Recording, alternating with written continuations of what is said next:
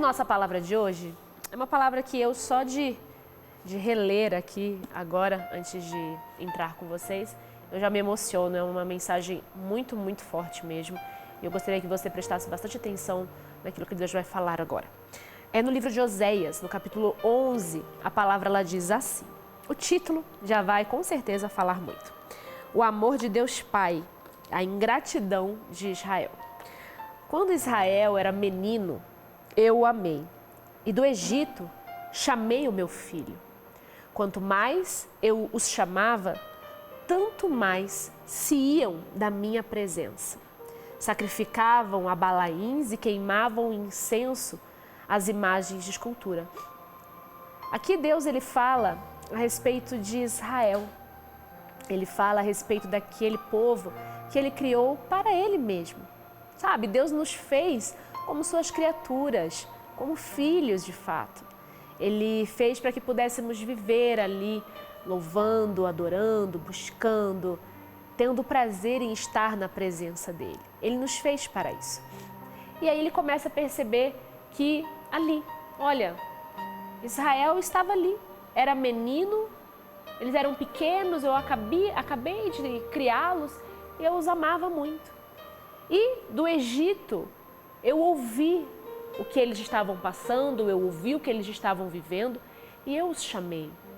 Eu quis que eles voltassem para a minha presença. Eu desejei tê-los de volta nos meus braços. Mas quanto mais eu chamava, quanto mais eu queria, mais eles se afastavam de mim. É muito forte isso, né? É muito forte imaginar que Deus, ele possa desejar que nós estejamos ali com Ele, que Ele queira estar de fato ali conosco nos seus braços, ali cuidando, zelando e vendo aquilo que é o nosso amor para com Ele. E realmente é isso que Ele mais deseja, é isso que Ele mais ama, que nós possamos ser atraídos por Ele. E aqui a palavra, no continuando, ele vai dizer assim: todavia eu ensinei a andar a Efraim. Tomei-os nos meus braços, mas não atinaram que eu os curava. Você pode imaginar um pai que tem ali o filho nasce, ele cuida, ele ama, desde que nasceu. Aí ele ensina a andar. Sabe quando você pega a mãozinha do seu filho e ele está ali dando os primeiros passos, você dá aquela ajuda assim para que ele possa equilibrar e possa andar? É exatamente isso que Deus ele faz conosco. Quando Ele vê que a gente caiu ali, que a gente se machucou, o pai, a mãe, ele chega ali e faz o quê? Assopra, foi nada filho, pega nos braços, nina. É exatamente isso que Deus faz com a gente. Ele em todo tempo ele quer cuidar de nós. E como ele fala, não percebiam que eu estava curando. Quando Deus nos pega nos braços, Ele está curando as feridas, curando aquilo que nos machuca, aquilo que nos entristece, aquilo que é uma mágoa, um ressentimento, aquilo que nos falta, aquilo que a gente deseja de todo o coração e às vezes não entende o porquê não chega naquele momento ou porquê não acontece da forma que nós esperamos. E Deus, Ele nos pega ali nos seus braços e ali Ele está nos curando. Mas a rebeldia do coração, a insensatez até mesmo, a ignorância de fato daquilo que o pai tem feito, aquele filho continua sendo rebelde.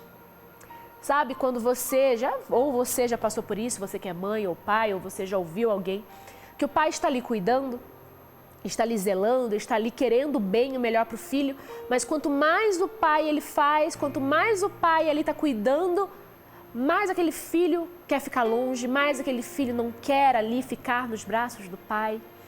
É exatamente assim que Deus também se sente em muitos momentos com a gente. E aí, seguindo a palavra, ele vai dizer assim: atraí-os com cordas humanas, com laços de amor. Fui para eles como quem alivia o jugo de sobre as suas queixadas e me inclinei para dar-lhes de comer. Deus até mesmo, por que ele fala atraí-os com cordas humanas?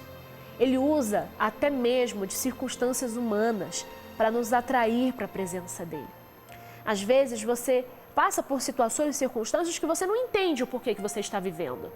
São as cordas humanas, são as situações, circunstâncias humanas que Deus ele usa para poder nos atrair para perto dele, sabe? Quando você passa uma luta, uma dificuldade, o primeiro lugar que você tem que querer ir é para os braços do Pai. Assim como um filho, ele deseja no momento do problema e da circunstância, da adversidade, ele pensa em correr primeiro para os braços de quem? Do pai e da mãe. Da mesma forma, Deus, ele permite exatamente para que fui para com eles quem alivia o jugo. Ou seja, você é atraído por essas situações, circunstâncias à presença dele e ele alivia o jugo. Ele tira essas cordas humanas, ele arranca essas circunstâncias que estão ali a te prendendo, atando os seus braços, e ele te libera, ele te liberta, ele alivia esse jugo. E a palavra mesmo diz aqui que eu vou dar-lhes de comer. Por que fala isso? Porque Deus ele vai suprir todas as nossas necessidades. Ele pode nos atrair, ele pode nos chamar para perto dele porque ele deseja isso. E ele permite que as circunstâncias humanas nos lembrem que somos dependentes de Deus, que dependemos de Deus, que precisamos estar aos pés dele. Entenda que esse é um cuidado de Deus. Deus ele não quer que você se perca. Deus ele não quer que você esqueça a importância que ele tem na sua vida.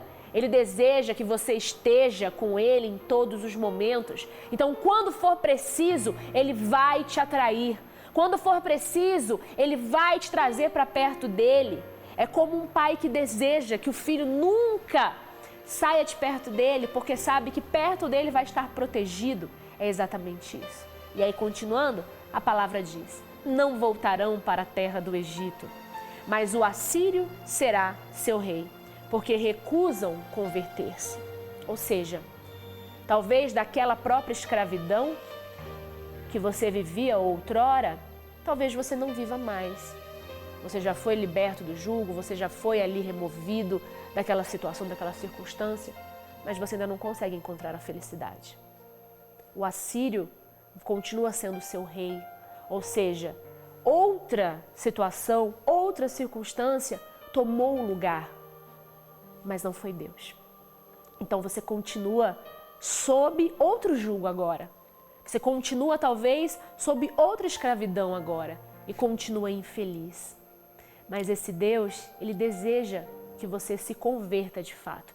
E como ele falou aqui no versículo anterior, porque recusam converter-se. Recusam converter-se. Ou seja, por que o assírio vai continuar sendo o seu rei? Por que você vai sair de um jugo, que era o Egito, ele te liberta daquele primeiro problema, daquela primeira circunstância, e você continua sob o jugo de um outro rei? Porque recusa você se converter. Você se recusa a aceitar Jesus como realmente o seu Senhor e Salvador. Você se recusa a realmente viver nos braços do Pai. Você se recusa a viver de fato nos braços de um Deus de amor. E você acaba preferindo, olha isso, é muito forte, você prefere, as pessoas preferem, quando eu falo você, as pessoas em geral, eu, em algum momento da vida, nós podemos passar a preferir viver sob o jugo de uma outra situação, do que até mesmo estarmos ali na presença de Deus, que é um Deus de amor. As pessoas, elas têm um péssimo costume de reclamar o tempo inteiro. Elas nunca estão satisfeitas com nada e não entendem que todo o processo que nós passamos na vida é parte do quê? De um processo.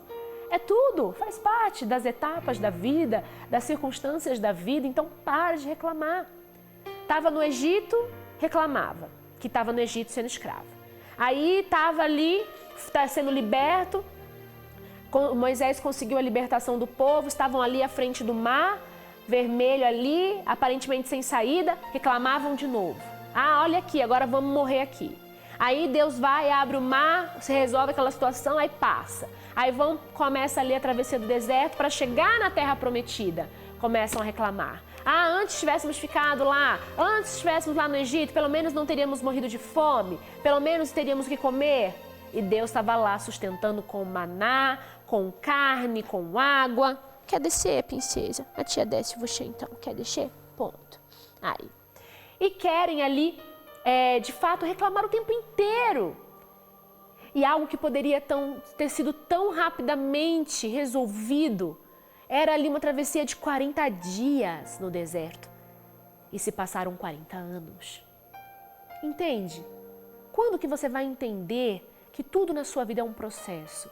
E que se você ama Deus de todo o seu coração, de que você faz tudo o que você tem que fazer para Deus de todo o seu coração, tudo na sua vida vai ser um processo. Vai ser um processo. E vai passar.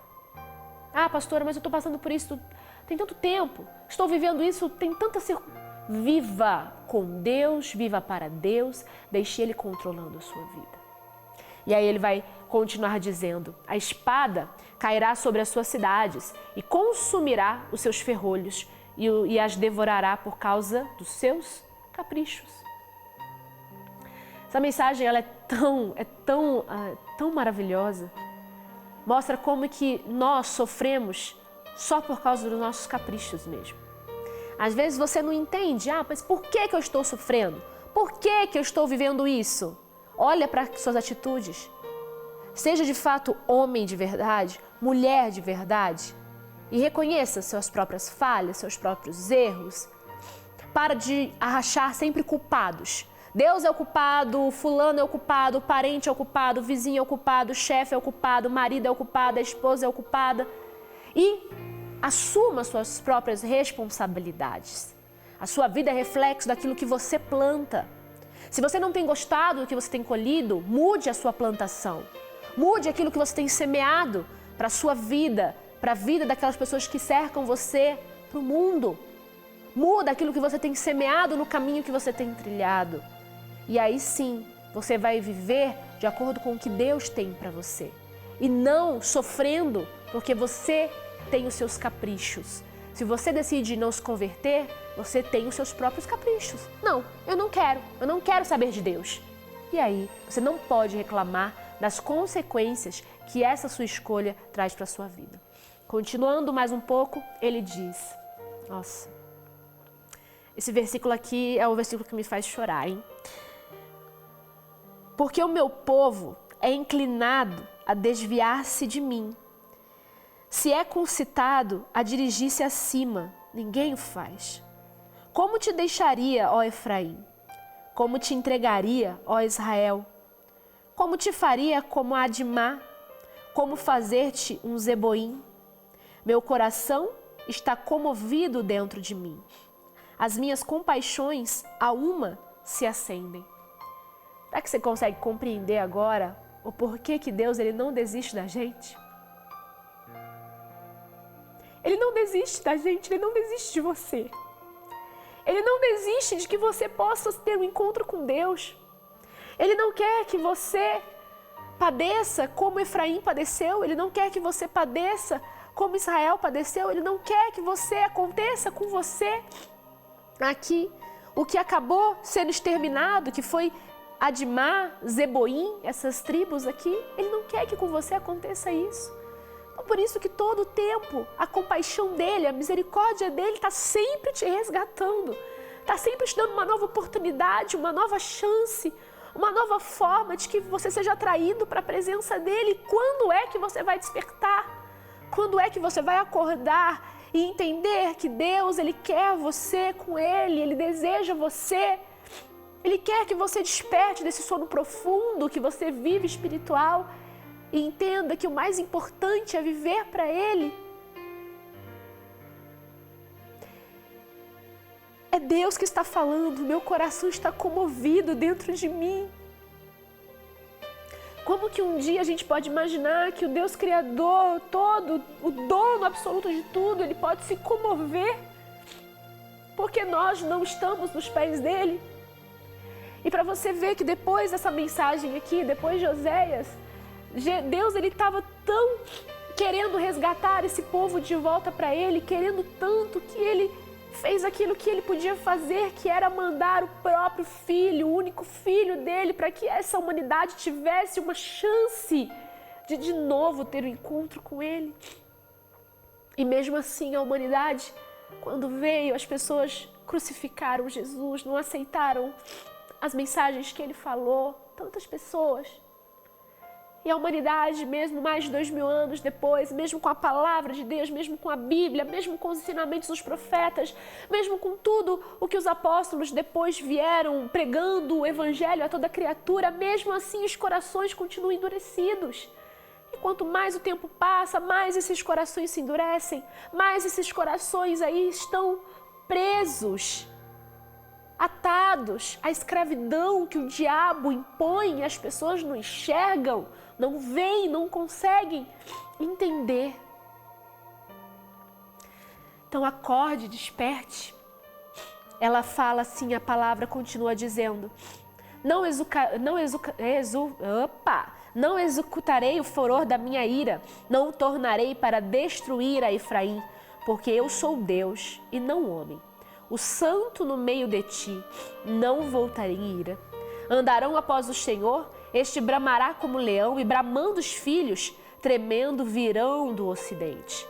Tremendo virão como passarinhos, os do Egito, e como pombas, os da terra da Síria, e os farei habitar em suas próprias casas, diz o Senhor.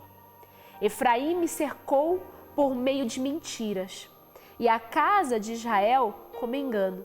Mas Judá ainda domina com Deus e é fiel com o Santo. Muitos podem mentir, muitos podem enganar. Como ele dá o exemplo. Israel cercou por meio de mentiras. Efraim, e a casa de Israel como engano. Mas Judá ainda domina com Deus e é fiel com o Santo. Quem está com Deus tem tudo garantido. Tem a bênção de Deus. Seja fiel com o Santo. Seja fiel com Deus. Seja fiel às suas perspectivas, às suas convicções, aquilo que você deseja, quer, sonha. Seja fiel a Ele, porque Ele vai ser fiel em cumprir todas as promessas dEle para a sua vida. Espero que essa mensagem fique no seu coração. Espero que essa mensagem ela fique aí, gravada no seu coração e você entenda que Deus todo dia te atrai, que Deus todo dia te busca, que Deus todo dia te dá uma nova oportunidade e uma nova chance de recomeçar. Então é momento, é hora de você recomeçar.